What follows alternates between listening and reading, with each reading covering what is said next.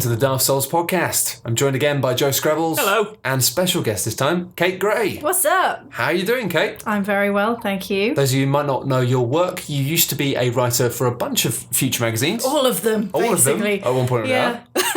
Except OPM. Except OPM. So I've done O&M and those OXM. Didn't own a PlayStation, so... And now you do stuff at GameSpot. I do. But Kate's a fantastic writer and video person, which is sort of like a good combination. Yeah. Very modern. I mean, you would say that. But... I would say that because it's what I do as well. You're a cyber renaissance woman. That's what they call me. Yeah. It's weird. It's weird that they all say that independently of one another. That is weird. It sounds like they're describing one of the weaker Doctor Who episodes or something. Just like the... You see the one with the cyber renaissance woman? Yes. Yeah, she was a lesbian lizard. Interesting. I think that is actually a character. I think it is. There is a lesbian lizard. That is. I think Cyber Renaissance Woman was one as well. I should point out at this point that I've just flown back this morning from the States doing some work with Shut Up and Sit Down. So I've had about 3 hours sleep in the last 48 hours. It was probably completely inadvisable for me to even do a podcast this evening. Yeah. But I thought, why Bullied our way in. not? That explains why you're wearing all that Union Jack. Not Union Jack. Fuck, I ruined my own joke. Never mind. Do you want to do it again? No. I was going to say you were wearing a Star Spangled Banner onesie Oh, that makes sense. and drinking Coca-Cola out the taps. Yeah, And all those American things. And shooting guns. shooting guns. Wow. Yeah. I've actually developed the ability when I'm in America now to work out what item on the menu has the most broccoli in it. Because broccoli... Specific? Well, the thing is, I'm not a big broccoli man. It's just that America is very bad at Oh, they fresh do veg. sneak broccoli into some weird dishes. They love it. It's America. because I think it's one of those super healthy things. So they're like, Well, not when they've had their way. I know. That's the thing is they go, broccoli is really healthy, so you just eat like all of the bad stuff you normally eat, and then you eat a large quantity of broccoli as well, which somehow fixes the rest of it. They have a very strange approach to nutrition. I say Yeah. strange, it's just mostly bad. But not all of America, obviously. It was just I was not, in one of the more cool, hip joints of the land. So I was really distracted by the fact that you said I'm not a big broccoli man, and now I'm imagining Joe. if you were. If you grew your hair out a bit more, And like dyed it green. big. I And have also photographs. turned green. I have photographs of myself with hair that looks tremendously like a broccoli, actually. So there we go. In fact, I have a picture on my computer I'm thinking of, which I can Photoshop to be green. So I'll Nice. send you. This isn't for you guys. Sorry, listening Sorry, to the podcast. no broccoli. But you can for guys. imagine. This is just for Joe. I'll send Joe a picture of me looking As a like big a big broccoli man. and he can do what he likes with it. Oh, That's the no, thing, you're closer don't to a big encourage it. broccoli man than almost anyone else I know. Yeah, no, you're not wrong. You're kind of fibrous and healthy, I guess. Fibrous and healthy. Yeah, like broccoli. Yeah. Let's get that onto my business card. I'll briefly say what I've been playing recently because I've not been playing much. I finished The Witcher 2 the other day. Which is two. Yeah, Assassins right? of Kings. Oh, which I went back to because Congratulations. people said, thanks, Kate. That was, I deserve that. I'm sorry. No, it's fine. It's because I kept, as somebody who has not managed to really spend more than half an hour Witcher 3, I've had loads of people going, well, you should do the second one because it's like, you can carry over the save and it's quite cool. And I was like, yeah, all right. And people kept saying to me as well, like, oh, it's not actually that long. Like, which is funny because I remember when it came out, all the reviews being like, oh, it's 60 hours, 70 hours. It's totally not. Like, I mean, there's a side stuff you can do, but when you get like halfway, well, when you get to the point where you feel like you're halfway through it, it accelerates very quickly. Oh, right. And there's not a lot going on. That's interesting. Which was all right. It meant I kind of just got to do what I wanted, really, just blasting through the plot. Although it's also like it does kind of become quite obvious that CD Projekt Red were really didn't manage that project very well. You can just see it's like it's still a good game, but it's one of those things where the first act of that game, which is what I played the most, because I played it about 3 times on different consoles. that big 'cause I'm an castle idiot. assault and all that stuff. The big castle Oh, assault, God. big swampy land with the weird creatures. And Yeah. That's the only bit I played because then I was like, nah. Well, if you didn't that's like exactly that bit, what Jim said as well Yeah. on a previous podcast. He was See, I like, like that bit, swamp bit. but then There when was the nice sorceress lady. She Yeah. was pleasant. You kill that enough. octopus. The octopus thing was all right. Good well, stuff. if you didn't like that bit, then Yeah. the rest of it would have been really disappointing. Because it does this thing of the first bit. It's like, yeah, you got these monsters. You got to learn about the monsters. You got to kill them. It's cool. And then afterwards, it's mostly just harpies. You're just killing harpies all the time, and it seems like they just ran out of enemies. And you keep having like towards the end, it's like, oh look, it's some more of those monsters that you fought like at the start. And you're like, you really I don't know what happened, but it kind of really did feel like just going, oh God, we've run out of time or money or something. And like, I kind of like to think that they had different rooms working on each level, and they sort of were like, "Whoa, let's all choose harpies," but they didn't realise, and they got together and they're like, "Oh fuck, we've all done harpies." Oh god. Well, the thing, like I interviewed one of CD Projekt Red's art guys, and they talked about how they all get assigned or at least on Witcher 3, they all got assigned the things that they kind of like. So there was one, the lead animator, I think, really likes dogs, so she just got to do all the dogs. And you're like, that's a weird way to animate to do that. Like, it's cool. It's really cool because they're going to pour more love into it. But maybe just like whoever was in charge of everyone 2 just fucking loved harpies. So the guy who was doing all the brothel sex scenes titty birds was a bit weird. He was like, "Oh, yeah, I'm going to animate them butts all good," and everyone's like, "I like dogs." Can we have more dogs than butts? A few more dogs in the next one, guys. Become an arms race so you can make the most.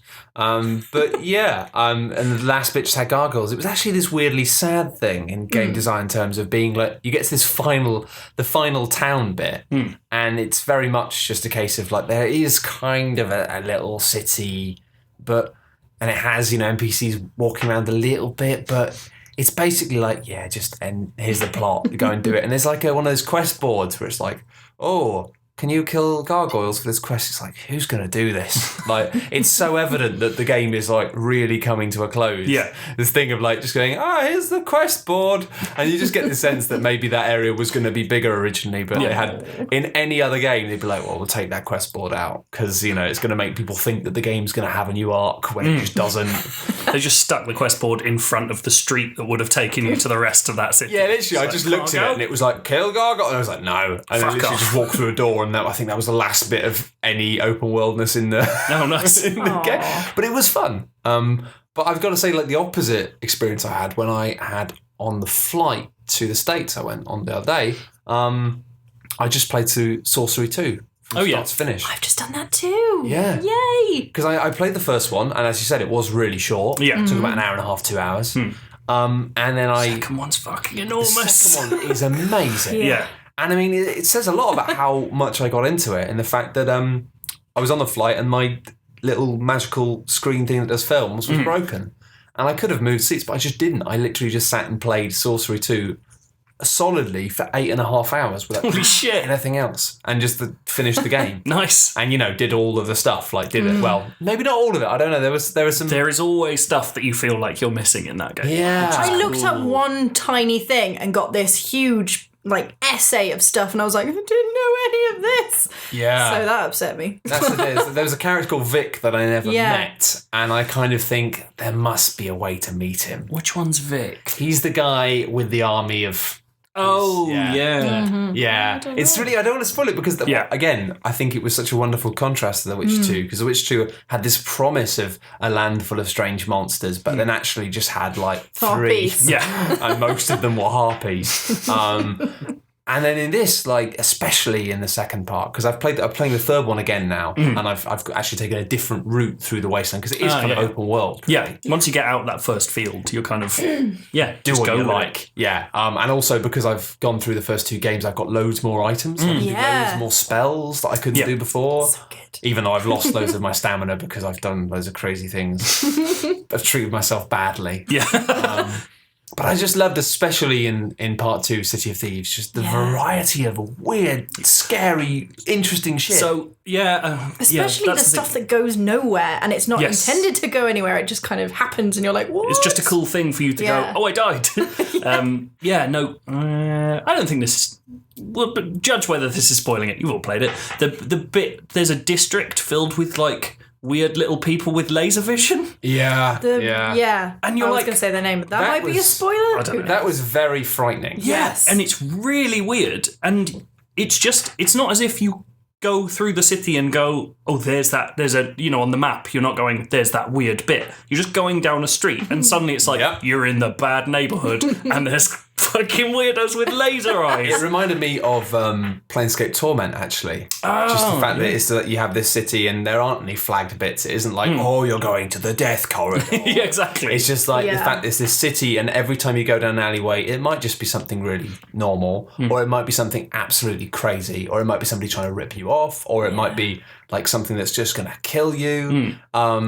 Just this weird, lawless place where you don't know what's going on, and most people seem to be out to get you. It's just enthralling. It really was. And also, it was the fact that even though the combat in that game is super simple, you do, because of that, because it's just line drawings, you face so many interesting foes and monsters. And I really, it's very, very good. I'm really glad you said go back, because I think I was really impressed with 3, and I love the kind of the timepiece, what's it called? The weird lighthouses of time. I don't know what they're called. And I thought that was really interesting, and I like the kind of 7 serpents idea. But the ideas in the second one are just so strong. It's really And the good. second one, I won't say what it does, because that it is kind of a twist what it does with it, but it's... It blew my mind, that, actually. Exactly, because you get there and you there's a point at which you're like, oh, I finished.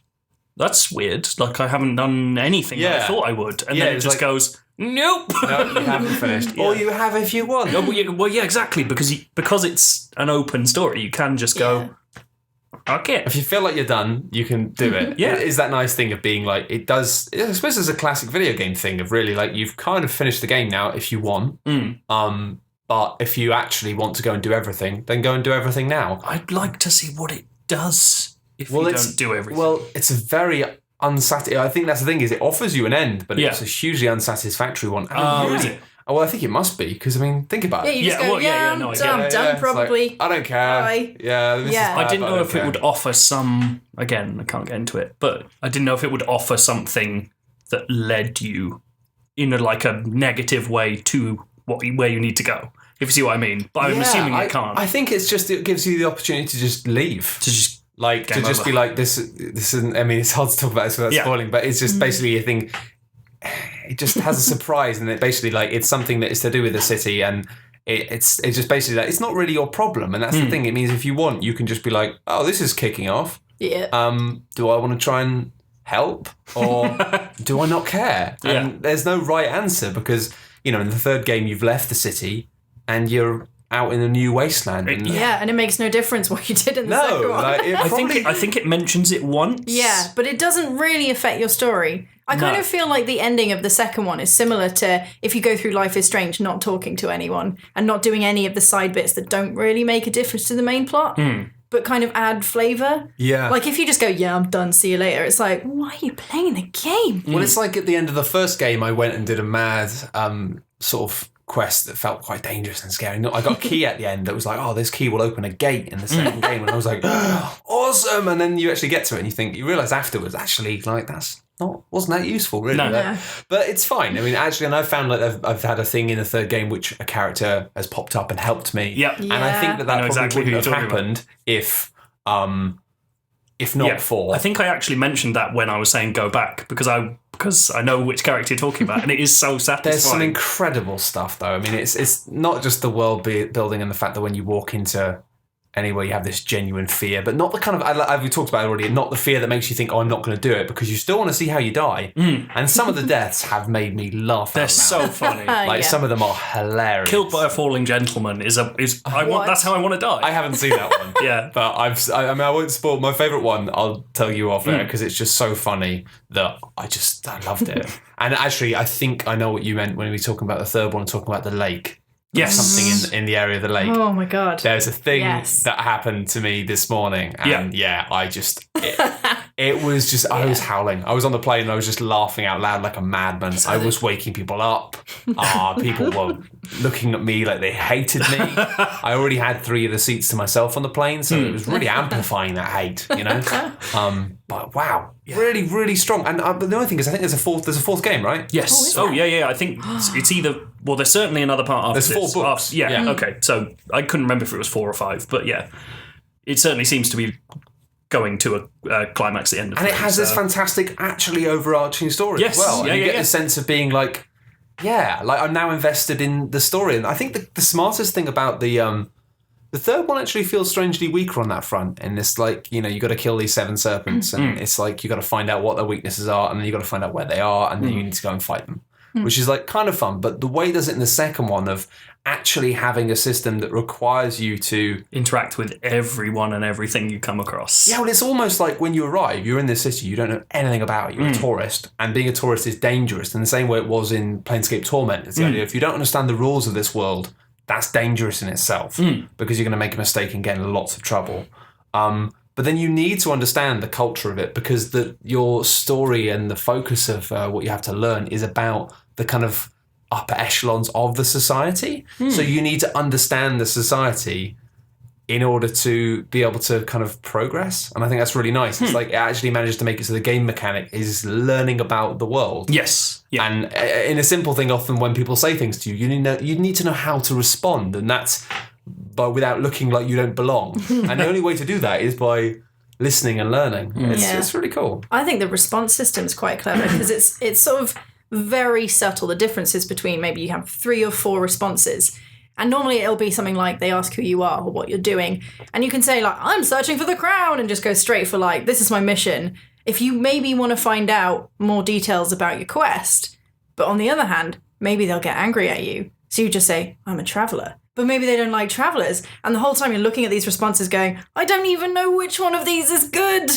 And again, the satisfying, particularly in the second game again, you can get a sense of from one person what someone else might like. So you kind of build up a reservoir of knowledge just by how you move around the city and in what order you've done stuff. And it gives you that incredibly satisfying thing of like, I've got this. I know exactly what I need to do in this situation. And that's what's nice. And it's that combination of not just knowing which option to pick, but options that aren't there because you haven't got that information yet.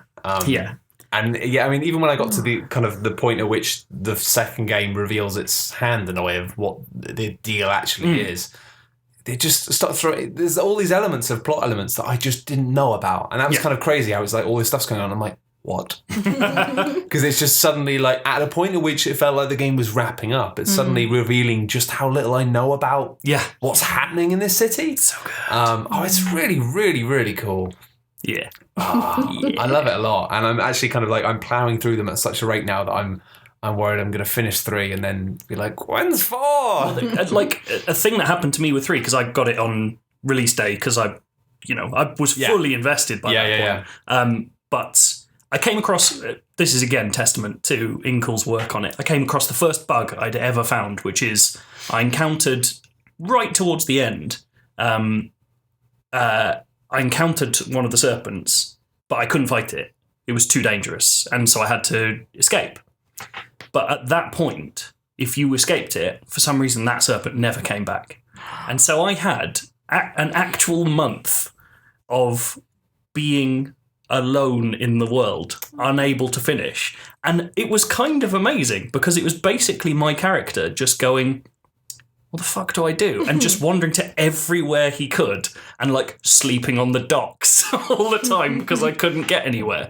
And it made it like strangely sort of lent it this weird sense of pathos. Like I was just this traveller who couldn't do anything. And then I just realised that there must be a problem. And emailed Inkel and was like, look, I don't know whether I've just missed something here, but I think there's a bug. And they were like, oh yeah, you're right, we're going to get it patched in. And like the next week it was in the game. And you were like, sweet. But it kind of made the game better for me, extended it to this point where it's like, I'm just a wanderer, unable to do what I need to do. And must have been so wise by the end of it. Yeah, well, no, that's the thing. And that means I've like fully rinsed 3, which is kind of interesting because I don't know whether I would have. And the thing is, 3 as well is... It kind of reminds me of Chrono Trigger in a way, in the fact that you do have that thing of if you do stuff in the past, it will affect stuff in the future. Or sometimes just seeing the state of something in the future gives you a clue that lets you think to do something else in the past. Yeah, which is cool. But it's also the fact that because it isn't this simple thing of being like in the way that Chrono Trigger was like go back to these set times and everything is as it is, because you do physically control these little like beams of light that affect the time travel. It means that the process of actually painstakingly going and and checking every area of what it looks like in both time zones takes ages. And so you kind of don't do it for everything. No. But that's what's great, is it means you kind of remember a hint. You think, hang on, and you kind of, it's almost like it's that nice thing of when you get there, you've got a hunch. You've got this thing of being like, I wonder if when I get here, and when you're right, it feels so good. Because it is that like, it's not like everywhere you go has a secret. It's like the proper puzzle element. Like I remember somebody mentioned a particular type of a group of people and knew something. And I was like, I was like, I wonder if and I did this thing and I went there, and then sure enough, I got like a clue. I got what I wanted. Yeah, but it's also really good at not letting you get away with failure. Like, so there's one character quite early on who's sort of like, he's this priest up a pole. Yeah. You come across in like a desert, and I had a chat with him, and I got something wrong, and he got taken away by giant bird people and killed. And there is no way I can ever stop that from happening. And that's what's perfect about it, is like, no matter how much control I have over like the landscape's time, I can't take away the fact that I fucked this guy and he's been dropped on mountains by bird people. And like, I never have another interaction with him. And I really like that. I really like the fact that they go, you are not in control here. You can't erase all your mistakes. No. I mean, you could do the flip back the page thing. But in my case, I was just like, I don't want to. That's what happened. That's my mistake. Yeah, like, because he'd just given me a really good item. See, there we go. He like lent me a necklace and then he died, and I was like, well, I guess it's mine now. And I didn't kill him, so I don't feel bad. Yeah, I didn't get that. But there's a lot of really permanent stuff in that, like swearing allegiance to gods and stuff. You're like, do I want to be your follower? Well, in 2, there's a very specific god that you're like, this is bad. I messed that up. I got it right the first time because I wanted that. I wanted that weirdness in the next game. But then, because of events, I went to him and I was like, can I be your friend? And he was like, no, you're really evil, sorry. And I was like, oh no. Yeah, I had that as well. He was like, you killed a man? Yeah. I'm like, oh, yeah. I don't even remember who. Oh, I did kill a man, sorry. yeah. No, I remembered it. I was just helping out my mate. It was that classic thing. He killed one guy. I'm like, well, I'll kill the other guy then. Yep. I didn't think about it. It's peer pressure. Yeah. Peer pressure leads you to murder royal guards. And then gods don't like you. I think I murdered the squid man. The cooking guy, the chef squid. There's a fantastic Easter egg there. Did you see the thing through to completion there? I don't know. I'll tell you afterwards. I don't know. There's an unbelievable bit. That was one of the moments where like you howl out loud laughing. And even nice things, the fact that you carry through all your items that you get through the games, but some of it's junk. It's like, I had these like really important things in the second game that were these documents that were like a really helpful part of me solving the puzzle in the second game. I've still got them with me in my third. Exactly. And now I use them when I need to set fire to something. Like a torch. Nice. It's like, that's really cool. It's like, oh, you got a tinderbox, what do you want to burn? I'm like, yeah, I'll burn that. Like, it's like just burning all this documentation I've been carrying around like a mad secretary. I've got teeth. I've got teeth coming out of my wazoo. I see. They're quite useful. Nice. I've not got many teeth. I got so many teeth. I tried to sell my own teeth. Did you? Didn't work. I didn't. I chickened out. I was like, I might need them for a quest. You don't know. I might need my own teeth. What if one of the serpent's weakness is teeth? And I'm just like, shit. You must throw a bag of your own teeth at the serpent of Give dentistry. his tail a little nibble and you shall defeat him. But no, I don't have any. Never mind. Oh, if you haven't worked this out already, it's a very good series. Yes. Wicked. You should get on board. Anyway, Kate, what have you been playing recently? Fallout, obviously. You've been playing Fallout? Okay, I haven't, so okay. feel free to talk about it. Cool. We got it about a week early, but we couldn't tell anyone, so that was fun. So I was taking all these screenshots. I shot a man in the arse. I couldn't show anyone, and it was upsetting. It's tragedy. It's my life. It's probably a Greek tragedy.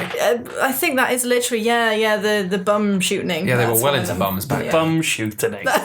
In Greek, it sounds better. Shut up.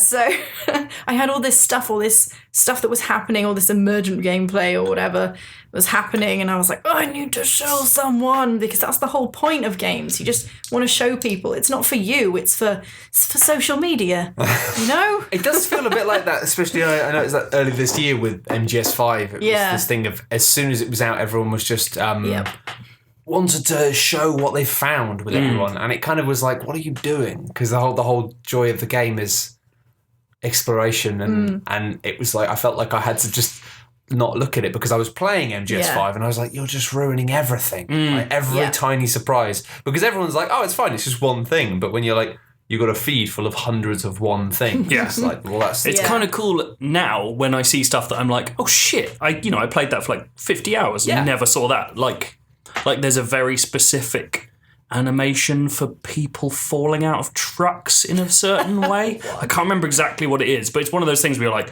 no way. That sounds very much... Yeah. And you're like, that's cool, but if I'd seen that at the time, I'd just been doing it.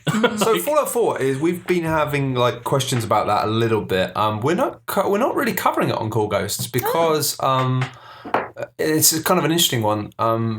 We're just, neither of us are really interested in it. Neither me or Quinn's are particularly interested in playing it because it doesn't seem to... And I was waiting on reviews, and I was kind of worried that the original spirit of Fallout had been lost to time and just basically been like kind of copied over with the spirit of Fallout 3, which was kind of his sort of copy of a copy. And I just thought, I'm not as, neither as into Bethesda like games as much, whereas I know for some people it really just clicks into their brain. Well, for tons of people. And I think it's one of these things where actually like almost all sites are covering it because it's a huge traffic. Well, God, Skyrim was. Being behind it, you kind of look at it and go, you can write Fallout 4 and people will read it, and for anything. Yeah. I have done some nonsense news videos. It's really strange. Like, they're based on, like, tweets from Bethesda, and I'm just like, look at this tweet! Yeah.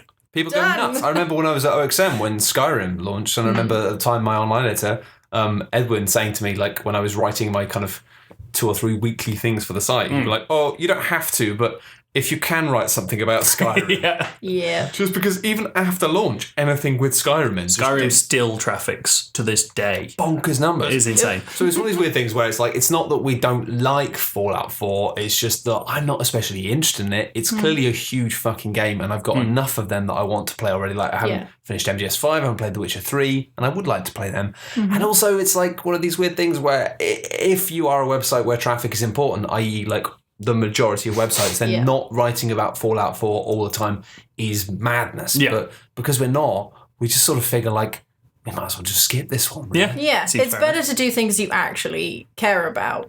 It just happens that I'm so entrenched in the Fallout stuff because we're doing the Fallout show, we're doing Fallout features, I'm doing news about Fallout, and I'm playing Fallout, so I'm just like, well, I don't have anything else to talk about. No, I'm not saying because that's what's good. Is like I know that there are people, we get lots of questions about it, and I'm unable because I'm not. It's nice to be a fan of it rather than someone who is, writing about it and kind of. I'm trying to still keep far enough back from it that I still do like the game. Good. I can understand that the people who are writing the walkthroughs must hate it right now. Yeah. Because I see IGN screenshotting like every single thing they find. I'm like, couldn't do that. That'd be boring. Yeah. No, not for me. But no, you got the wrong end of the stick. I mean, it's good because we're not really going to talk about it. So talk about it. Let's. Okay. Well, the thing I feel about Fallout 4 is that the first hour or two is pretty slow. But it's like that with most big games. They have the luxury to stretch out, so it sort of goes like, just wander around for a bit, and then it hits you with the big story. And it's like the Bioshock Infinite to the rest of Fallout's Bioshock. It's so much weirder. It's not Bethesda at all. It's like all this weird stuff happens. You're like, this isn't Fallout. This is weird. Like properly weird things that I can't say because spoilers. But like when it happens, you're just like, whoa. There's a hint of that. I've played a few hours. Yeah. And I've been sidetracked in a way that I will talk about shortly. But there's a hint of weirdness that I didn't expect that has made me feel slightly odd about the story. The like story's not necessarily strange. Good. Oh no. Okay. Maybe I just don't know what it is you're talking about. But okay. There's an old lady. What kind of weird though? Because the thing is, I love mystical weird, magical. Oh weird. no. No, not that. Not magical. I don't want magic in my Fallout, basically. Okay. I want dumb science. I want dumb atomic science. There's plenty of dumb science. It just gets weird. It's weird dumb science. Okay, because the sense I get from it is that it's closer in tone as you walk around and just experience the world to the old Fallouts. Like it is, it's not quite like there is a TARDIS now, like the really old Fallouts, but it is significantly stupider on a on a more regular basis than Fallout 3 was. It's not wacky. It's not as wacky as any of the previous Fallouts. You know what was funny though is that I was talking about this with Quinns when I saw him this morning, which was 30 hours ago. And we were talking about Fallout and what the kind of essence of it was. And I think it's weird how some of the wackiness has come through, but it wasn't really the wackiness that made it. Like those little random things where you discovered like the entire cast of like Star Trek in a field, or, you know, the Doctor's phone box or the Monty Python thing. They were like sideshow random lols, but generally it had this sort of thick vein of humour which was just jet black. Yeah. And I think that's what's been lost, is the fact that it has the kind of funny, weird stuff, like, oh, lol. And then with the trailer, when it was all like dressing up as different things, I was like, yeah. It was more the fact that like sometimes the jokes in Fallout 1 and 2 were so dark that you weren't even sure if they were funny. It was more that sort of like that horrible black humour that just makes you kind of scrunch your face up and go, oh, you fuckers. I find that most of the humour in Fallout 4 is player generated. It's all to do with like you fucking around with bodies and doing nasty things to making their heads explode and dressing your dog up and stuff like that. There's not so much inside the dialogue or inside the actual world design. So I think that is a bit of a shame. I did notice that like quite early on. I was like, it's not as silly. And I do miss that. I kind of wish it was, but it wants to be taken seriously. I get that. I just find it very surreal. It is this thing of like, I mean, I wish it wouldn't happen to quite so many things that I love, but it just seems as I get older, it's just the way it works. Yeah. And now people are like mad for Fallout because they love Fallout 3, and Fallout 3 was the first Fallout game they played. And it's like, I feel like I'm just the old man at the back shaking a stick in the air going, you don't know what you're missing. Turn-based combat, children. It wasn't even that. It was just... It's just that, you know, like even simple things in Fallout 2, like the fact they had this massive quest chain to help the city, so they give you something, and then it ended with them just being like, yeah, we're not going to help you, and you need to leave immediately. And you're never allowed back in this city ever again. And then the only option at that point was to, I think, well, there were a variety of options, but for most people, most characters, unless you were super fucking smart and charismatic, the only option if you wanted to ever go back into this massive place ever again was to kill everyone. Yeah. Oh, no. Which was like fucking crazy. But yeah.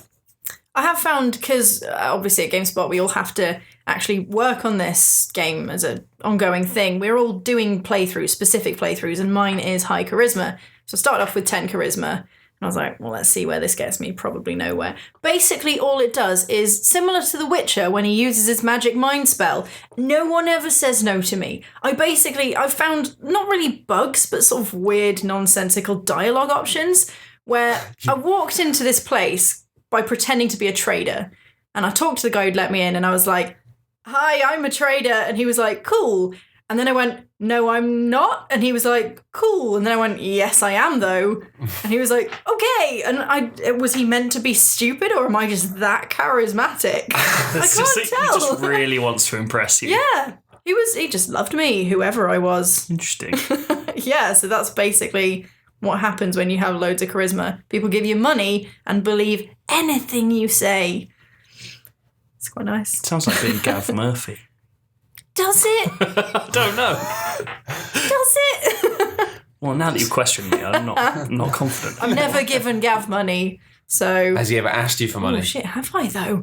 Yeah, maybe you have. You're coming to our paid-for X-Files night tomorrow. I didn't get to say, but that money's specifically for you, not for Gav Murphy. Interesting. Don't give it to him, he'll just buy the drugs. First one of those actually will be happening before this podcast. Yeah, unfortunately. But if you do want to attend, it's a night at the Loading Bar. How often is it happening? Well, we don't know yet. It depends on how much money we make. That makes sense. But yeah. But they're doing it, yeah. It's hopefully bi-weekly, but we'll... Bi-monthly. Bi-monthly. Not bi-weekly. Fucking hell. Every 2 months or every 2 weeks? Every 2 weeks. Wow. 2 a month. 2 a month. Hopefully. Fortnightly. That's we'll see how called. it goes. And it's a sort of X-Files based drinking quiz. We're showing episodes of X-Files with a drinking game attached to them, and then doing quizzes once everyone's drunk afterwards. It's going to be great. That does sound like a lot of fun. It's going to be fun. Yeah. But to get back on topic, can I tell you how I started Fallout 4? Because it's been weird.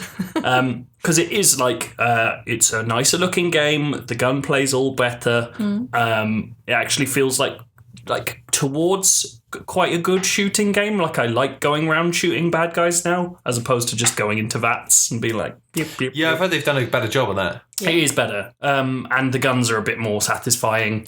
They've got a million adjectives, though. Once you got a craft them, it adds an adjective. So they're like tactical, camouflage, pocketed, rifle. And It's you're really strange. All right. That sounds very Skyrim. Yeah. So basically what I've done is I did the first section. So there's like a sort of get to know the world pre-war. Everyone has seen this in trailers. So it's like, the first time we've seen the weird 50s world that this used to be. And then you end up in a vault. Firstly, the vault story, which was always my favourite bit of Fallout, is colossally boring and shit in this one. After like Fallout 3, where you got a sense of like a society, Yeah. this one's just like, it's a bad experiment, bye, and you never go back. And you're like, Well, you that can sucks. go back. You can, it's rubbish. Yes.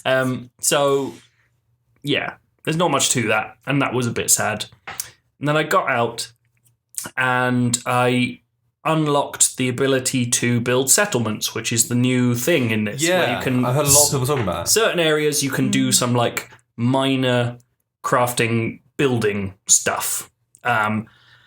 And I've ended up just spending about 4 to 6 hours making a cool building.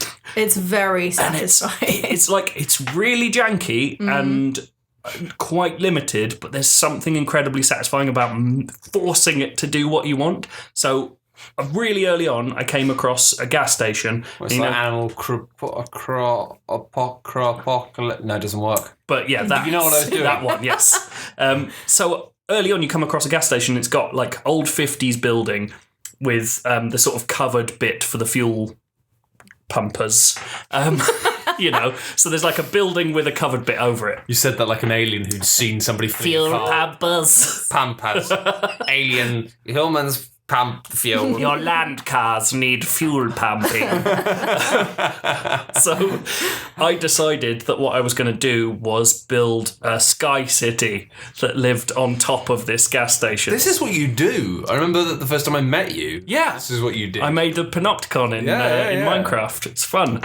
So in this one, what I've done is built 2 staircases up to the roof, and then I built like a big building with all my things. And then I'm going to make like a cool tree fort that just lives above this gas station, free of gravity. How do you do that? So like, you can't build trees, Joe. no, but like it's going to be all wood. So essentially, I built Can you actually make like vertical towns and stuff? Wow, that's like not towns so much. So it's Quite difficult. It's going to be limited, and it's going to take me so long. All I've done so far is built like a cool shed full of my shit that I a need. pre-made right. shed. No, I Terrible. didn't make really? a pre-made shed. I made my own shed so out of metal. Joe's Sky City is so far a shed. It's a shed, and then off In the sky. off the front of the gas station. I'm there's- getting a real War of the Worlds, we can live a new life underground vibe from Yeah, this. but this is It'll now- be amazing. We can play cricket. But all I've done is that off the front of the gas station, there's 2 more staircases that somehow support themselves independent of gravity, and then a few boards with a nice sofa and a radio and a rug. And so it's just like a nice place to sit down and look at the landscape. Oh, and like a nice picket fence around it. But I'm going to build it. You can like build bridges through through the sky and stuff. I've been doing bridge. They float. It's So I'm weird. fully going to build like 6 or 7 buildings in the sky that I'm almost positive none of the settler AI people will be able to navigate in any way. This is the problem. I've been building bridges, and they're slightly skew with. They don't quite meet up with the edges of the buildings, so they the never bridges get in. connect.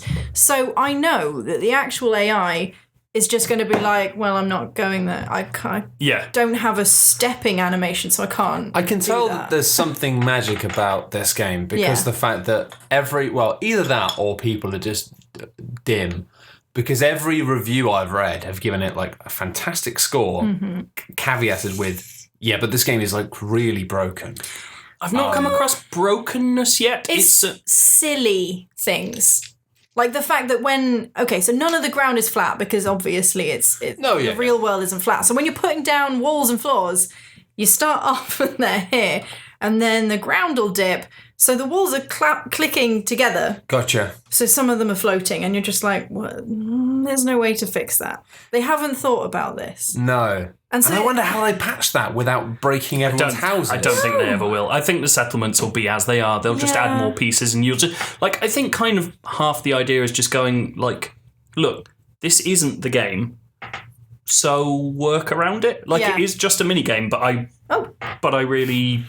You know, something about it is getting to me because it is silly enough and weird enough. Yeah. And I really like the idea of, like, filling a sky city with cows. Yeah. I mean, you know, if The Witcher tried to do something, it would be just as silly. It wouldn't work in the same way. Because you get things like that in The Witcher and no one minds. And, you know, I can't say enough that I don't mind that stuff. Yeah. It's like I actually am fully behind people, like, not allowing... kind of super quality aesthetic perfection to get in the way of interesting ideas.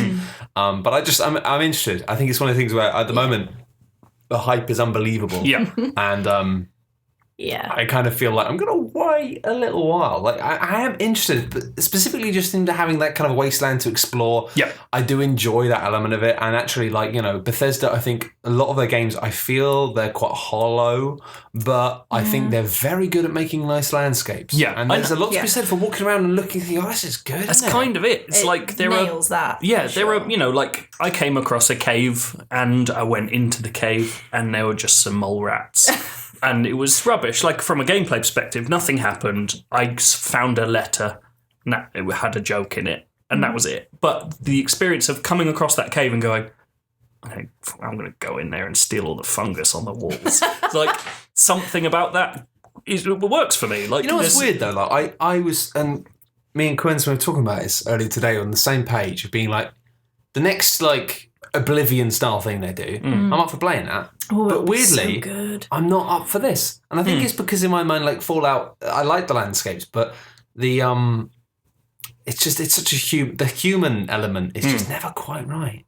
And I think part of that comes down to the fact that whenever you go to a settlement in a Bethesda Fallout game, you walk in and somebody's like, oh, you know, it's not great around here, but we get by. And it's got this sort of optimistic, like, and then that's a normal place, right? That's my impression of a normal place. Yeah. And then the other type of place is either, what are you doing here? We kill people here, and that's all we do. Or, oh, this place would be less bad. It would probably be immediately good if this one person was dead. And it's like, that's the three flavours of town. It's all Wild West films. Yeah. That's it. Whereas, like, you know, in the original Fallout games, you turn up to a place and everyone was just like, either like, I like living here, or this place is a bad place to live. Like, you got the sense of like lots of people just stuck in places because travelling around It's the most dangerous was the most dangerous thing you could do. So you just turned up to places and it wasn't people being like, well, you know, we get by. It was people going, my life is hell. I can't do anything about it. It's still like that in Fallout because it's so concentrated on the settlements thing. It's so proud of it. It's like, please do this. A lot of it is, hey, maybe that settlement could be our friends. Go and kill the super mutants for them, and then you do it, and then you're like, that didn't really give me anything. But then there's also the ones they've put loads of effort into, the same as like Megaton and things like that, where everyone has personalities, and Diamond City's like that, where they've actually bothered to animate people, and there's all these stories going on that you might not even discover throughout your playtime. And I accidentally had the face surgeon killed, so now I can't change my face. And he was the one who did the tattoos. Wants tattoos. You can get face tattoos now. How will you say accidentally killed him? Was that part of another quest? It was, yeah. Wow. Like, I had this mission that was like, go and see the face surgeon, maybe get a tattoo. Wouldn't that be nice? And I was like, yeah, I'll come back. This tattoo went very badly? No, I came back and the detective, who also lived in the city, was like, wow, I've got this murder case. And I was like, oh, who's been murdered? And he went, the face surgeon. And I was like, oh, no.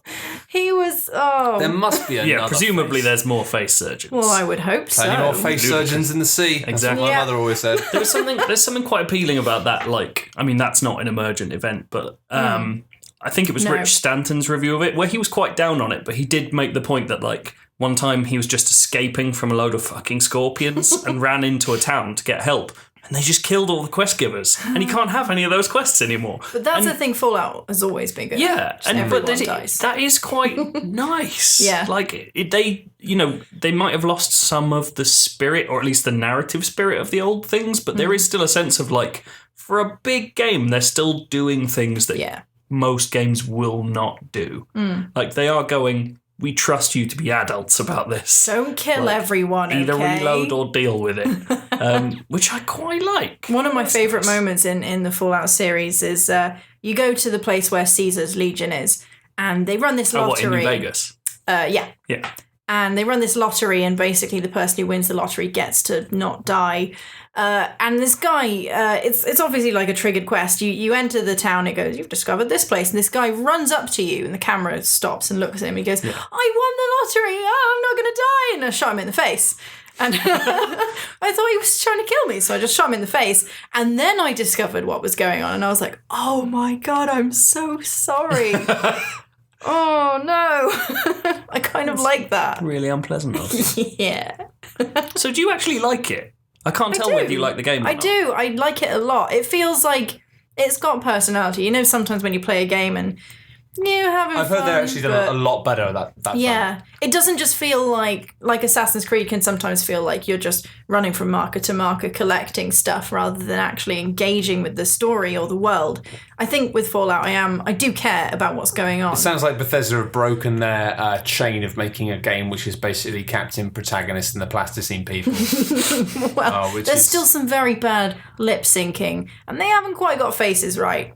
I mean, they really haven't got Well, I've faces always heard right. the thing that I've heard this a couple of times as a rumour within the industry that actually Bethesda games are just made incredibly cheaply, and that actually other like publishers really fucking hate that, because it's this thing of, you know, like you get people like EA who spend millions of BioWare making these incredibly high things, and then they get torn to shreds for like a few things being wrong. Yeah. But Bethesda have a small team. I mean, I think it was a photograph for the Fallout 14 was on. Yeah, it's not only about 100 big. people, and they make these like basically these very big, quite thin, quite simple games, and they allow them to be full of things that aren't quite right, and people just adore them. And that's the only thing. I'm not saying that that's a bad way to develop games, but it's the fact that everyone just unequivocally adores it. Where other companies are like, well, no, we need to spend the money to make it like right, and then everyone's it's yeah, but you missed this adorable. bit, you fucks. Like, they didn't bother, but they didn't spend budget on having a tour or like much publicity, because they know that, I mean, they don't need to, and they can put it somewhere else. Their marketing has been through the fucking roof. It has, but in different ways to normal. Like, they haven't saturated people with adverts and gameplay so much. No, I think that's why they've actually got a real mainstream smash hit by the looks of it, is because they haven't really bothered with dealing with press as much. Yeah. They've just gone straight to marketing and done it really. I mean, it's like a minigun of marketing. I've been watching it from afar, just being like, this is a spectacular tour de force of violent pushing of a product. I do think they are. I still don't get what it is that makes Fallout the one, because I get why Skyrim appeals to so many people. People understand fantasy, and you know, that kind of like sort of low fantasy oddness just works because people know what Lord of the Rings is. But I don't understand why Fallout's the hit it is, because it is at a base level incredibly weird and very niche in the way it sets up. You've got guns instead of a bow and arrow. Guns are which in is a there. step. And also, I do think it is the fact that post-apocalyptic stuff has always been cool and always been loved. And that's why I fell in love with, like, you know, Fallout in the first place. And when Fallout 3 came out, it was a weird time in the fact there wasn't really much in the way of post-apocalyptic fiction in kind of that mainstream area at that point. And the same with Cyberpunk, with like Deus Ex coming back. It was like Cyberpunk and post-apocalyptic was like kind of 80s stuff that kind of fell out of vogue. And then when it came back, it was just Fallout brought it back in a way to video games. Yeah. And for lots of people, it was probably the first properly, you know, big post-apocalyptic exploration game they'd ever played. I just think it's an interesting mass market phenomenon. Like, I mean, Because it's so many weird, it's like 50s and Americana and the atomic age, and you're like, I don't know what any of this stuff is. and like I do love it. Don't get me wrong, but I'm surprised that it's like, you know, it's, you know, Call of Duty's just done the biggest opening sales of the year. This is not going to be far behind. And No. like Call of Duty makes sense. Well, new Call of Duty doesn't, but I think maybe actually it's a part of it. You've got this post-apocalyptic stuff, which is kind of fun. You've got this sort of like going through the wasteland, this idea that you're like, it's naughty. It's a bit naughty, isn't it? You feel like you can do whatever you want because you're just a wandering stranger. And that's what I liked about the original games. They just did it in a bit more of an interesting way. But then also I think maybe the Americana plays a part in it, like especially like the rest of the world. I mean, sort of the things are changing now and people are getting a bit more like, actually, America's probably bad.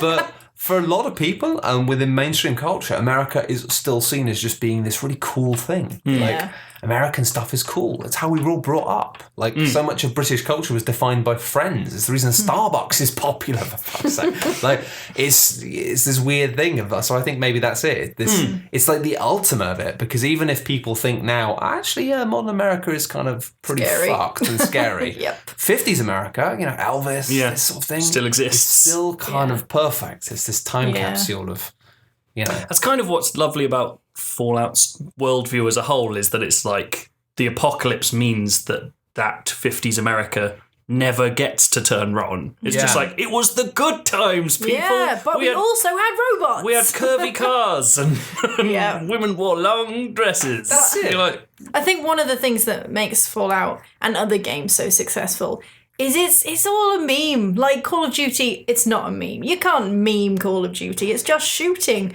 But when it comes to Fallout, there's so many recognizable icons. You've got the dog, you've got the bombs, you've got the 50s stuff. It's just instantly recognizable. And I think that's what's working for games at the moment is just like icons. Like you've got Geralt, he's got two swords. You're not going to forget that guy. It's an unbelievably important thing for marketing as well, of just having something simple that... I remember there was a period in the dark days about 4 years ago when there were just too many bloody like middle-of-the-road games when publishers started putting the logo for the game on the watermark of screenshots. And it was like, if you have to do that, you fucked it. Yeah. Like, if your game is not identifiable immediately by a screenshot, you fucked it.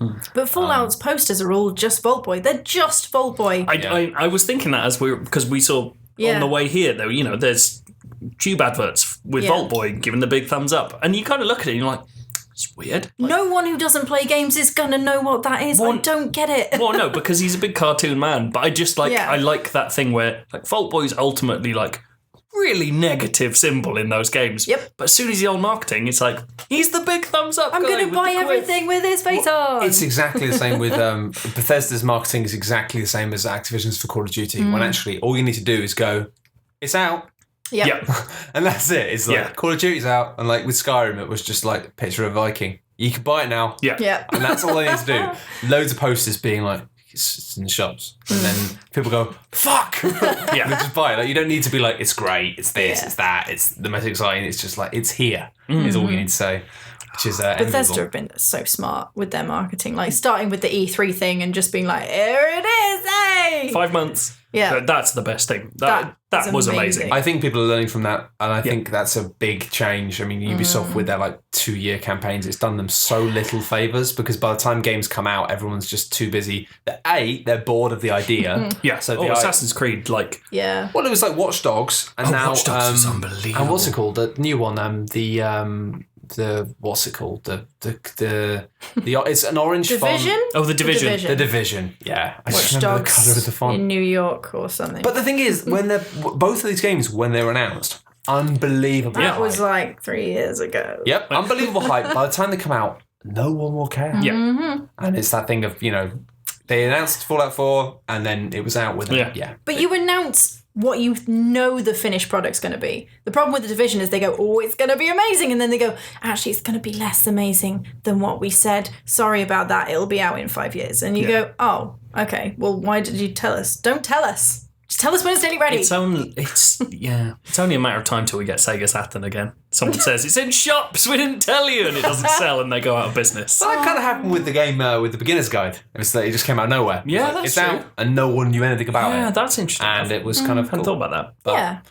But it still happens. But no, that's cool. I mean, what would you say to someone like, finally, before we wrap this up, what would you say to because I guess thing is, most people, if they were really up for this, they've already got it, they're already playing it. But what would you say to someone like me who's basically, they've played Skyrim and they had fun with that for about 20, 30 hours, but then they kind of walked away from it feeling a bit empty, and they played Fallout 3 and really liked it at the time, but weirdly, I think that's the weird thing is it's that MMO thing for me of with New Vegas, I finished it and I've left with memories. I've left with fondness, whereas with every Bethesda game, I found them incredibly compulsive and incredibly able to take my time and give me a good time in return. But then in retrospect, I feel nothing.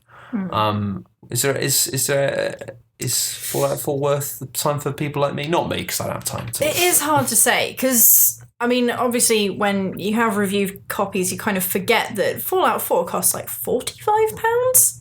That's quite a lot of an investment for me to go play the first 5 hours, see how you feel, because it doesn't work like that. Yeah. You don't spend £45 on something and go, would they really like it though? You have to. I don't know what I'd say. I'm not sure.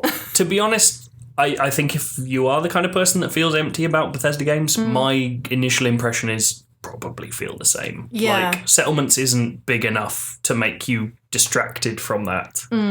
Even stuff like, give it 5 hours, even as somebody who, spending money on games that's a long time. It's a lot of time. Yeah. I think it's an interesting one. I don't think there are many games that get exploration, the sense of like, what the fuck is that? Yeah. As well. Like, this still has it. This still has that spark of, even if it's ultimately empty, it still has the compulsive, I really want to see what that water tower is, because I bet there's bad guys there. And that is fun. That's human. So there's a moment in The Witcher 3 where you're kind of around the edges of Velen, and you're like, I shouldn't be here. This is a bit high level for me. And you see a tree on a hill, and it's a really big tree. Oh, yeah. And you're like, that's a thing. If you like that moment, you're probably going to like Fallout. Well, then here's my thing, in the fact that I'm somebody who, I'm trying to get out of the cycle of playing things just because they're out and just because then everyone's talking about them,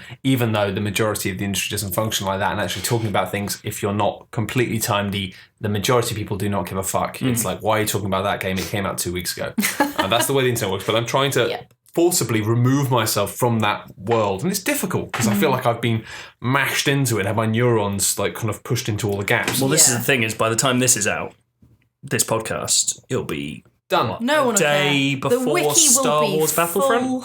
Yep. And it's absolutely amazing. It's like, this is it, and you can only grab a few things. And actually, I'm going to be covering Star Wars Battlefront for a site, I think. So I'm going to be playing a bit of that. But well, playing a bunch. But I, as I say, I still haven't finished The Witcher 3. And it's that thing of being like, I should probably just play The Witcher 3, right? Because I get the impression The Witcher 3 is just a better game. I think it's better. And at the moment, you look at the internet, and that seems insane because everyone's just like fire and love, and but I wonder how much it'll fade. But that's the thing, is having finished The Witcher 3, this is perfect. I want this. I want that exploration again. But it does feel like, especially this year, you have to consciously choose which ones you're going to involve yourself with. You can't play Fallout and Tomb Raider. You just can't. You can't do both. Isn't that ridiculous? No one's talking about Tomb Raider, and apparently it's really good. Yeah. Isn't that insane? Play that instead. I'm not going to talk about it this week because I've only played like the first hour, and I really don't feel like I've got a good enough grasp of it. But I just started playing the latest Starcraft 2 thing, Legacy of the Void, which is the Protoss guys. I find it difficult to get behind that because basically, like, the whole StarCraft thing is basically Warcraft with a slant. And the fact that it's like humans, or Terrans. Come on. Well done. And then, like, the undead are basically Zerg. But they're like it's cool because it's like, it's the same as the undead, but they're bugs and it's a bit Starship Troopery. And that really is StarCraft. So does that make Protoss orcs? Well, elves. Oh, yeah, of course. That's the thing. And that's the thing about it, is it's kind of like, there might probably be some people out there going, I love the Protoss, but really it's like, it's for me, StarCraft is Terrans and Zerg. The Protoss are like these weird elves, but elves are kind of, I can just about get behind them in Warcraft because they're like, oh, we fucking love this big glowy tree or something. Or like, check out these pools of blue water we've got. They make us young and sexy. And it's like, it's kind of all tied into kind of Lord of the Rings style mythology that they use all this bollocks language like, oh, Ethadriel love globally. why do you bring your presence to the chamber of whispers? And you kind of go, all right, yeah, this is kind of like you're laying this on a bit fucking thick, but I'm down with it. But when it's then put into sci-fi world, and they're like, it's like Xanadu and Xerox are fighting for control of the shadow chambers of Zeratul. And it's like, especially, I watched actually the kind of catch-up thing for like the story so far, and it's weird how it is almost like, in my mind, and this might just be me, the whole Protoss plot, the whole Protoss involvement in the Starcraft plot feels like you're at a festival and they're like the band that when they come on you just sort of think, I'm going to They're the 11 get a o'clock beer. Glastonbury slot. Yeah, they're like, you're like, I'm just going to get a beer while it's happening, because it is just like factions splitting off and fighting, but then aligning under a leader, and then it's just like, I don't care. Yeah. Give me the bugs, give me the men with the guns. So, but actually, having said that, I've played a tiny bit, I am enjoying it, but even so, that came out this week, I'll talk about it next week, so I've played more, but my God, like, either like Blizzard, Activision just think, it's not very good, fuck it, but but it's just weird, like no one's talking about it. Yeah, and like people talked about Heart of the Swarm, wasn't it? Yeah, the last one. yeah. People really talked about that. Well, and it's a big deal, but I suppose it is what 4 or 5 years later. I think it's kind of terrifying at the moment with websites, because traffic is so important that it is just like it. Rather than having websites being like, well, let's have an article on Fallout 4, an article on this, an article on this game, and actually having like covering all the big things, it makes just sense just to go, well, let's just have 12 articles on Fallout 4. Yeah. And maybe like a tiny thing going, oh, StarCraft's out. I don't want to read it, that's the thing. I know, but That's so important. that's the thing, that I get it. But it's kind of like, it's kind of weird. It's odd. It's interesting. It kind of makes you go. It makes you realise that websites. Well, we talked last week about how Destiny is the silent audience. Yeah. There are Destiny websites where those people go. They don't need other websites because they only play one game. They just need the website full of people like them who know exactly what's going on in Destiny. There are people still playing Titanfall. They don't need to go on a game's website and be like, where are the latest thingy things? Those people are heroes, by the way. I like those people a lot. Yeah. But it is odd. Like, you kind of, there's that occasional reminder that you're like, yeah, games websites are just a tiny piece of this puzzle. Oh, yeah, like, absolutely. No matter how many millions of people visit them, you go, yeah, but, you know, this isn't it. No, like, yeah. And I work for one, and I know that. Yeah. But it is strange. You just like, you know, there are probably subreddits with as many readers. Yeah. That but it's the same thing. Just cater to one You idea. have to tell yourself that about comments as well. Whenever you get like all the shitty comments, you have to be like, this is a tiny fraction of people who give a shit. And that's why Destiny is always my kind of hope, my thing of being like, no, because, you know, like millions of people play this, and I love this game, and these people love this game, and they don't talk. Yeah. Yay. So they don't need to because they're adults. Yeah, that's probably it. And I like that. It's like, yeah, okay. Like, yeah. It's not too bad. In fact, somebody earlier, actually, this is we'll jump to questions now, but I remember one question somebody said to me that about how I said the Destiny community just seems quite good because of the reasons we've vested. They said, what's it like in terms of, they're asking me, is the community kind of welcoming to like LBGT and kind of like more minority groups? And the answer is, I don't know. Because it's just such a weirdly invisible thing. And actually, in a way, it's kind of great because the norm is not to talk. When we talked in the past about the idea of voice communications is switched off as standard, it's not that you switch it on. It's like, because the game's objectives are so simple and so kind of, what's the word? Where you just know innate. No, not quite, but you know what I mean. Implicit. You just do it. And you don't need to talk to anyone. So it's like, that's what's kind of nice about it. And that's why those moments where you have to talk are so special, like those complicated strikes and raids. Those moments where it's like, no, this is the point at which Destiny becomes a communication game. It illuminates those moments. But it's that nice thing of like, it used to be in other games where you had the option not to talk. People would get really fucked off with you if you didn't talk. Yeah. Whereas a lot of time you can just play it with strangers and then you kill a boss and everyone dances. And you have these nice, warm, adorable experiences with strangers. And like they might all be like actual Nazis. But you don't need to know. But I don't need to know. That's like pre-internet, not having to know that people sucked. That's exactly it. It's like when somebody on this train, somebody maybe somebody does something, somebody on the train is an arsehole, and you catch eyes with somebody else, and you both kind of go, "Cool," as if to go, "Oh, they're an arsehole." And that person might be a Nazi, but you don't know, and you have a nice little human moment. So sometimes it's good just not talking to people. I like it. That's the moral of that story. So I don't know, but it's probably fine. So let's do some questions. We've got a new system, by the way, on Daft Souls questions. The way to do it is you go to coolghost.net and then look for the button at the top which says Daft Souls. Then there is a specific thing there which is questions thread. So basically you can ask questions and then you can get them answered. But the other thing is, if you don't really want to ask questions, then you can just go and peruse this thread of questions and upvote using the Discus system the ones that you want to hear answered. So you don't have to be like, Johnny Big Bag of Answers. Although I must note lots of people have entirely ignored the only instruction, which is please don't ramble on for 3 paragraphs before you get to what you want to ask, because it's really necessary and quite frustrating when you're trying to record a podcast. Cheers! So please don't do that, because you do just want to ask. I just want to answer questions. I really want to shout this guy's name. The thing is, I will read all this stuff as well. Honestly, I will read it all, but just answer the question first and then just tell me a bit about yourself or what you're doing. I'm interested.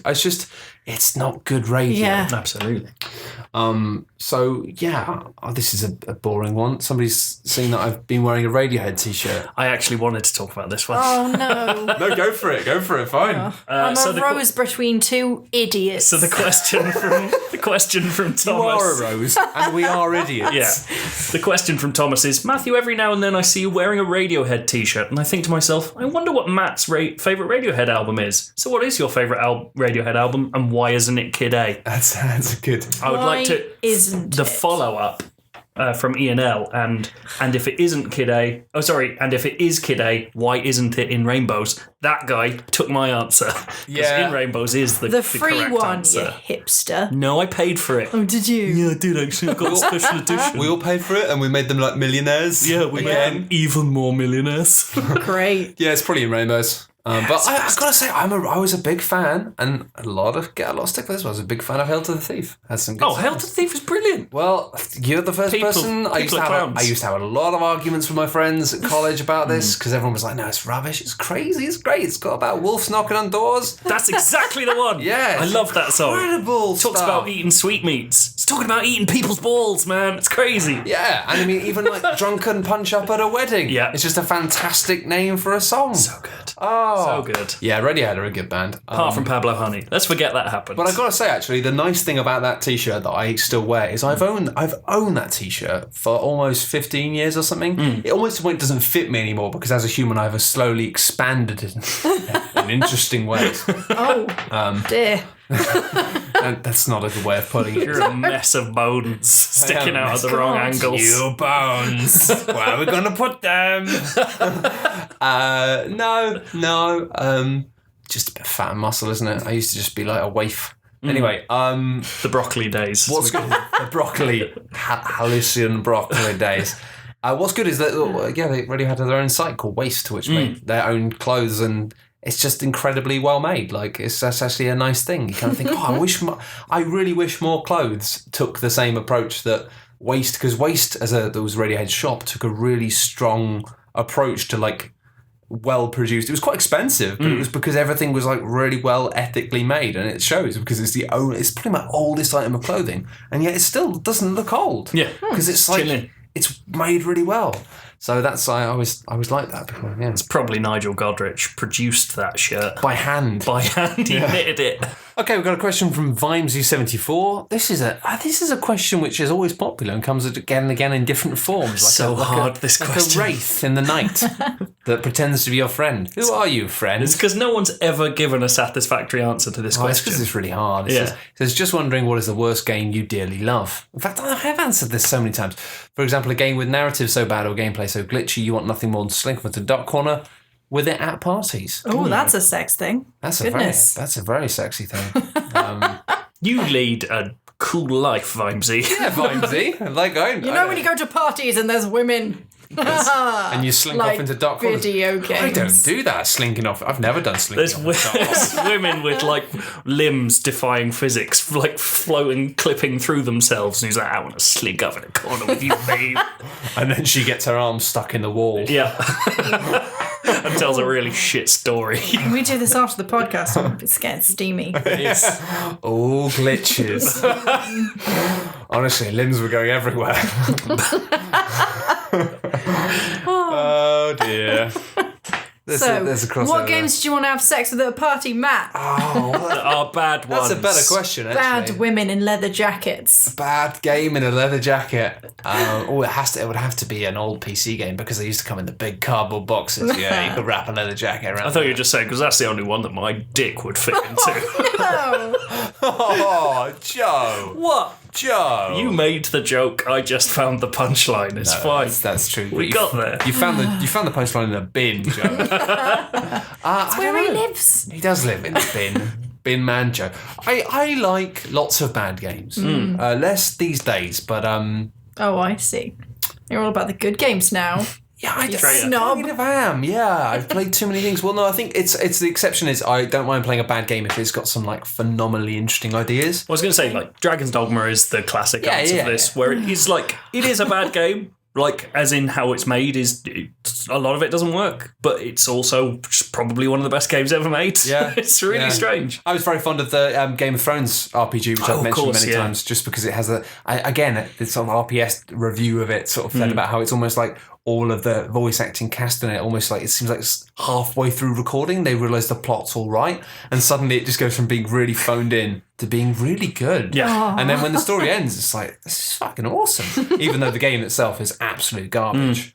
Like unbelievable. I mean, I always think PSO as well. It's like it's clearly not a good game, but I've put in like, well, it's not good enough for me to have put in like 600 hours, like when I was younger. Yeah. And it's not the most time I put in now. I think games have got much better now at taking your time without you noticing. But it was spectacular that a game that basic really did. Like, Well, that was like modem days as well, so that was like costing you per hour. well, no, but half of that time was on the GameCube, and I couldn't get my bloody fair. GameCube to connect to the internet, and so I just played it on my own for another 200 hours after having the Dreamcast days. So I just had my like level 200 HuCast robot man with amazing armor and amazing guns, just playing on my own. I never played that game, but it always had the best adverts in game magazines. Like, those characters look unbelievable, and like they couldn't be real in games.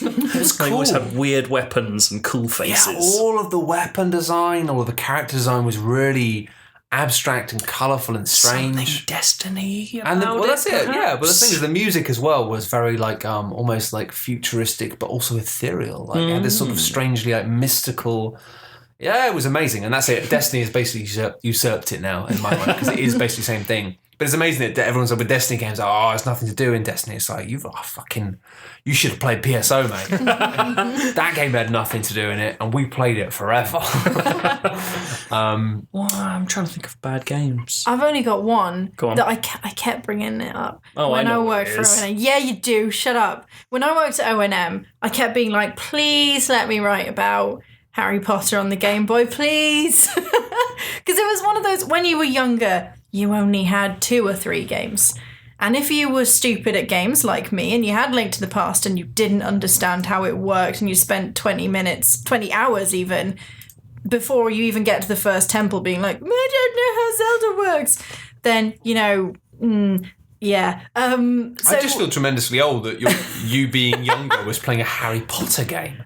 well, I mean, this wasn't the first game I played. It was just the first game I owned. So before that was all my dad's consoles that I'd be playing on, or the ones where I went to after school club. No, And I get having got ownership of something is really something. yeah, I get to play it all the time. I don't have to share it with my stupid brother. So I had this Harry Potter game, and it wasn't very good. I think it was before the films. So it kind of had an idea of what the characters looked like before the characters were sort of set in stone as, Daniel Radcliffe and co.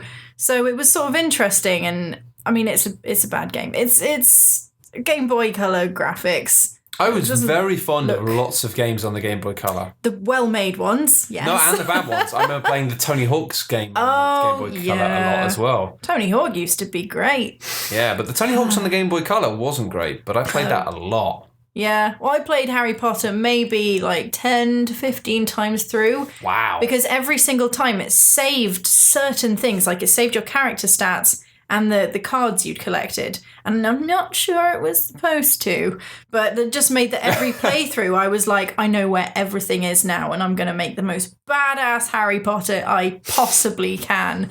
And I think there was something quite nice about that. You cheesed Harry Potter. I basically Had did. you discovered Pokemon at this stage? Yeah, I never really Got into that? I mean, I played a lot of Pokemon. That was the first handheld game which blew my mind. I played quite a two, and I had it on the Game Boy, and I was like, what the fuck is this? It's like that thing of going, there's no way this fits in here. This is bullshit. Yeah. Like, they've lied to me. Yeah. There's doing something special. The one that sticks in my head, weirdly, is a no-mark 3DS game called, I think it's called Crash...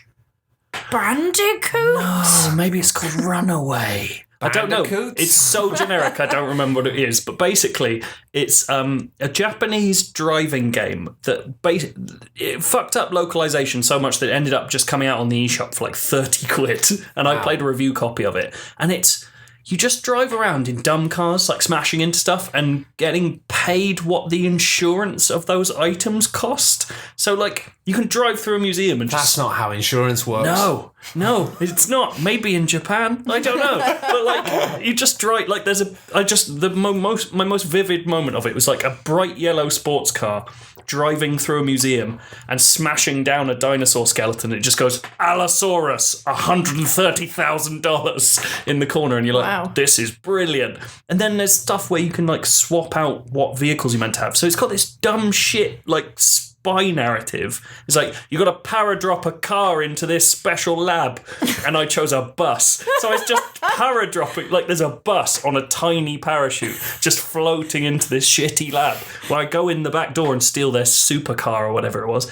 It's dumb shit, and like it's probably still 30 quid, but for some reason it sticks in my head as like this hilarious, like weird 7 out of 10 that 9 people played in. It sounds a lot like the old era of demo discs. Because I think people talk about demo discs a lot, but maybe people who weren't around for that back in the sort of like PlayStation 1 day, I realise that demos as we know them now are vastly different to what demos were back then. Now demos are these kind of quite heavily produced marketing things. So they're often like the start of the game and they have tutorial bits, but they have like extra elements like that you play with, some of the fun things you'll get in the end of the game and all this stuff, and they're quite carefully made and they're expensive to make.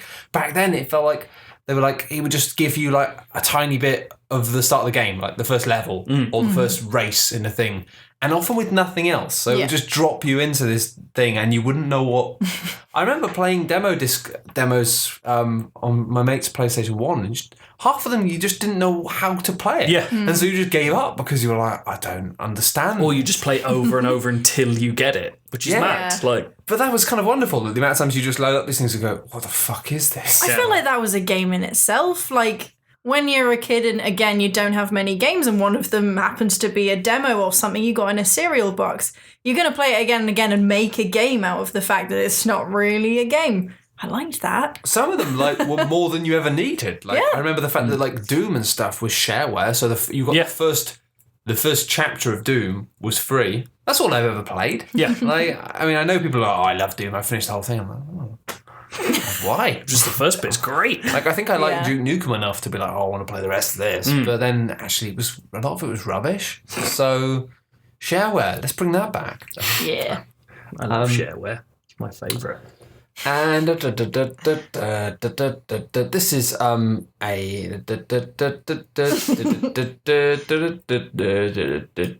people ask questions, and it's questions that have already been asked. Yes, that last one is definitely and the thing. It's like, don't just.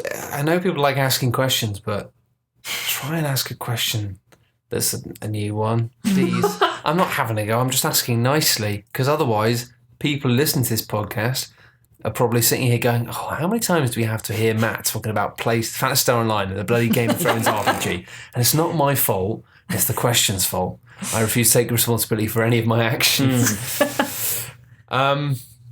There's a question here I'm going to jump down to because it was to do with Wii stuff, and both of you guys used to work for O&M at one time or another. So I think I just saw it.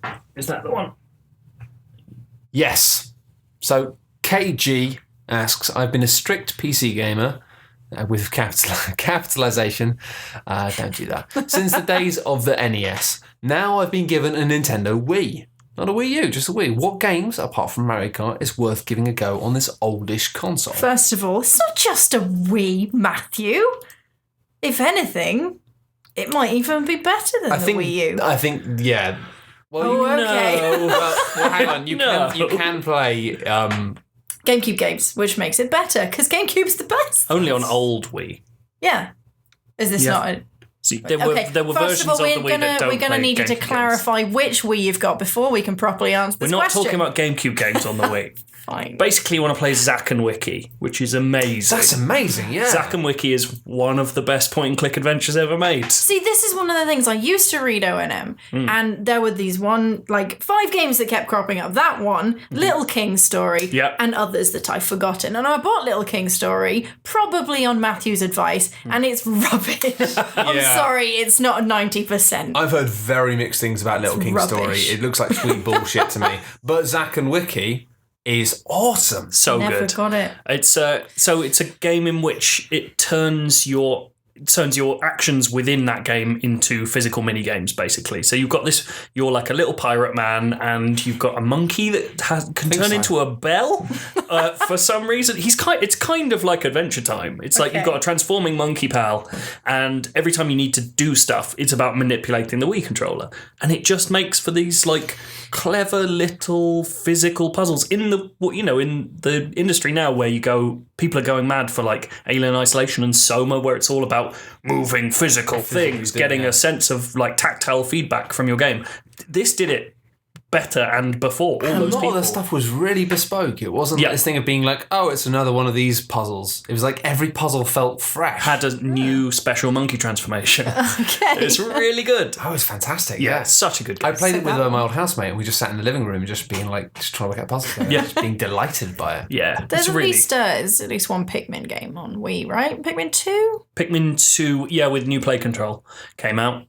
But you're getting back into GameCube. I don't know if Pikmin... I didn't like Pikmin that much. It's very Marmite, I think. Well, I liked it, but I found it tickled a part of my brain which I'm not sure it was supposed to, of doing that kind of... not like that. Jesus.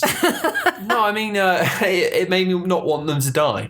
And it meant I kept restarting levels because they died. Yeah, they're much too cute to see as lemmings. And also you get the numbers at the end of and that for me kind of did the Fire Emblem thing of actually like slowly eroding my enjoyment of the game because I can't stand to see anything less than perfection, which I think is like, I can't work out if that's a game design fault or a brain fault. There's a weird crossover kind of Venn diagram there. Yeah, sorry. Madness game design. Whose fault is it? Bit of both. Yeah. Bit of both. Wii games, there are some excellent light gun games, the best of them being fucking House of the Dead Overkill, which is an insane comedy B-movie version of House of the Dead. I like the Rabbids games. Which ones? Interesting. That is a sideways maneuver that I was not expecting. Yeah. I can't remember, but I remember liking them. They've got lots of strange mini games, and I did play it quite a lot with my family. So there's like a band one where you're all just kind of messing around. Yeah, some of them were like doing like kind of dancing with the Wiimotes, and you had to like do like kind of Night Fever. Yeah. One of them I remember was you had lots of the rabbits running towards you, and you had to use the like kind of the Wiimote to as like you had a hose that was firing, I think, carrot juice, and you had to like fill up their goggles with carrot juice so they couldn't see anything. This is the thing, is honestly, like at the time I could not be like, go and buy this. This is fucking amazing. But now, like, you could probably buy these things for like a matter of pounds. And what was lovely about the Rabbids games is that it was a series of mini games that was a bit like WarioWare in the fact that it just kept popping up with mad shit. Like, what the fuck is going on? Actually, God, there's a WarioWare game on Wii. Was that a good one though? I can't remember. It's not the best, but it's no WarioWare game has ever been bad. So No, that's true. Like, Game & Wario doesn't count because that's not called WarioWare. There's we're ignoring the obvious. Super Mario Galaxies 1 and 2 are like probably the best platformers ever made. If you've not played them, it's insane. I mean, Super Paper Mario is not great, nor is it anywhere near the best in the series, but it's alright, give it a go. And Zelda, probably. Twilight Princess is good. Never got into it. Actually, no, it's not that good. It's alright. It's quite dark. God, yeah, no, It's very Skyward Sword brown. is good. Skyward Sword is a really cool game. keep Yeah, that was meaning Wii. It got, But you have to buy Motion Plus, which can be a bit of a pain in the ass. Yeah, but Skyward Sword's weird because the initial experience is so special. Like, it feels amazing. It's lovely. But the structure of the game lets it down because you have to revisit. It's not Zelda. Every new place is a new dungeon. It's go back to old hubs and rediscover new They things. got really into that for a while. I remember with the DS games as well, it was all about revisiting, and it was a theme that they ran with, and it was a really bad idea. Yeah, it doesn't work perfectly, but it is. I mean, Skyward Sword is also legitimately beautiful. It's like, so lovely. It looks so much better than most other games. I've been talking about doing it for years, but I really do want to just because I've heard that sorry, it's piracy, but I'll buy the game properly. But I've just heard that emulation on the PC is fantastic because inexplicably the Wii, like the actual assets on the disc, were HD. Well, it's the same with Wind Waker. Like Wind Waker, if you emulate the GameCube version of Wind Waker in HD, it looks better than the remake they made on Wii U. It looks incredible. That's the thing, is like a lot of the time actually the textures and stuff were done for a higher resolution than the game the system could support. And it's one of these things where it's like, I don't want to do this, but I've got a Wii U, you've got a HD console, like Nintendo, if you want to just put it out, I'll buy it, but they're not going to. Nope. So I'm going to do whatever I want to do in my house. Right?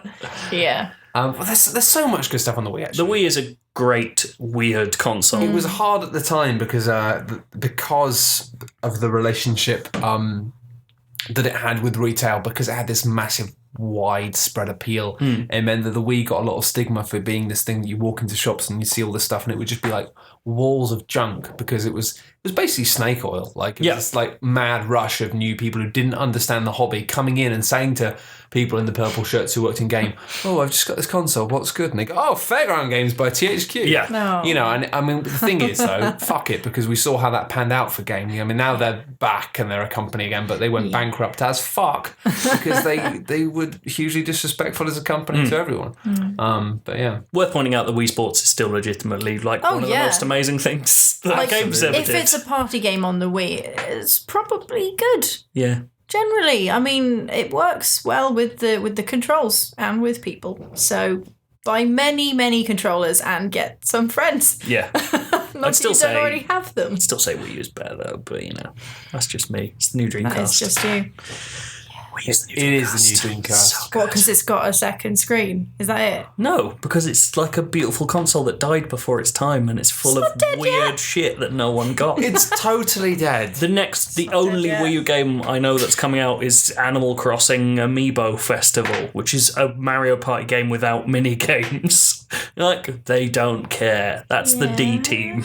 And that's fine. As long Because as the NX is brilliant. I mean, I'm actually really glad that they're not making the mistake they've made for years of and this is why I got so fucked off with people at E3 this year, everyone being so angry with Nintendo for not announcing loads of games. It's like, no, because that's why they're in a terrible place, is because they kept doing this thing of going, "Oh, well, this console's dying. Well, I guess here's a Zelda game. Oh, but you've already gone. Well, here's Metroid Trilogy. You said you want... Oh, everyone's gone." And it's this thing of being like, no, like, save it. Like, if you're working on something that's amazing, save it for the launch of the new thing. They did do Triforce Heroes, so... Yeah, but that's 3DS. That's 3DS. 3DS is doing fine. but that's them going, "Here's the Zelda game, but look, we've put it on a console you like." And then it was terrible, and you're like, "Oh, okay." Well, no, they always have a weird relationship with the handhelds. Yeah, it's true. Like, I mean, it was the fact that, like, I like the DS Zeldas, some of them. They were, like, very much weirdly defined by,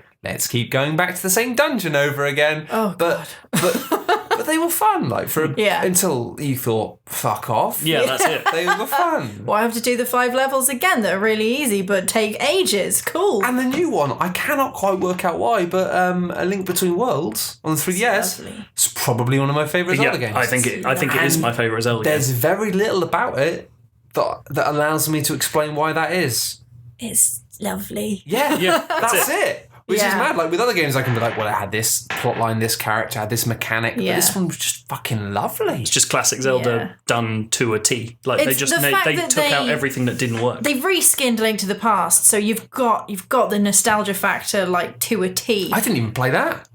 I only played up to the first temple and then got stuck, so I know the world. I just don't know the temples. I'm not sure I did play it. I played it on the Game Boy Color or something, or Game Boy Advance, but I forgot.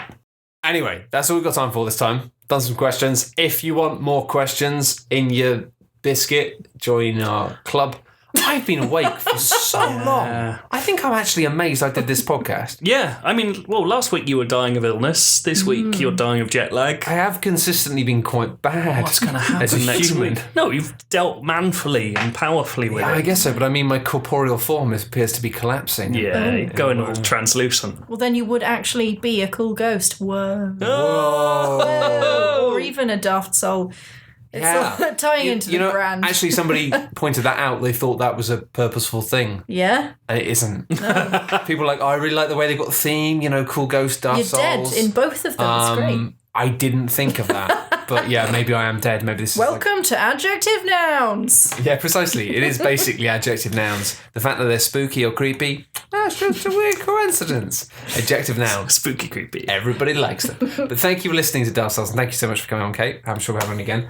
And yeah, if you've enjoyed this podcast, then you can go to coolghost.net, and there is a page where you can see questions, so you can vet the questions and upvote stuff you want and downvote stuff you don't want to hear. Stop me talking about Fantasy Star Online ever again, because Jesus, it's been done. You're going to get 9 questions about it next week. Oh, I mean, if it's specific, fine, but I've just gone through the basics way too many times. It's just dull for everyone, including me. And yeah, if you particularly like this, then you can check out other stuff on coolghost.net, because it's all bloody good. I highly recommend the Subterfuge series, because my God, that's hotting up. As ever. There are fireworks outside now, of course, because it's November and Britain doesn't know what the fuck it's doing. Thank you very much for listening. Goodbye. Bye. Bye.